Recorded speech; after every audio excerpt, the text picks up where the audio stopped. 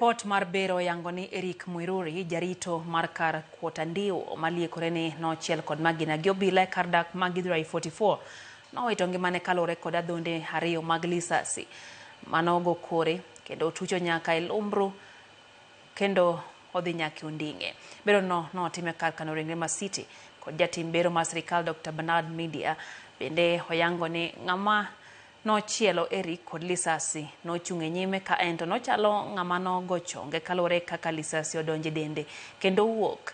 Nyola mare koro dwaro ni mondo mi mako Obila ariyo ma itudo gi nek mare mawachore ni no ochiele kod magina bang' jatend kar kuoto kuong'no luongo Obila mondo mi obi othegi bang' bedo kod gwandruok e kindgi. Joked ne ratich oganda bende dwaro ni IPOA okaw ondamo ne Obila mitudo kod timno. Two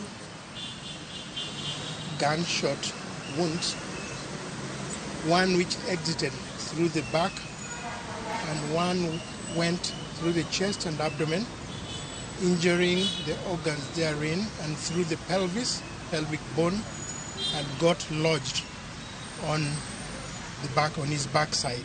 There were some wounds, bruises around the face. Walikuwa wakisema hawamjui, hawa huko kwa baa. Tena walikuwa wametumana kwangu ati tukuje ati niwaombe msamaha ndio wanisaidie kusika mtoto. Nikawauliza, mlikuwa mmesema hamumjui, imekujaje tena mmemjua?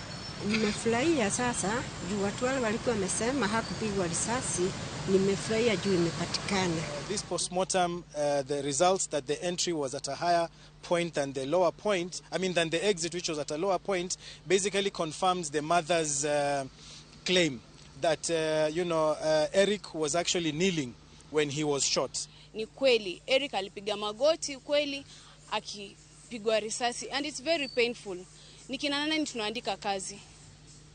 Nikina nani wanatuhudumia? Just a reminder to Douglas Kanja, kindly do your work.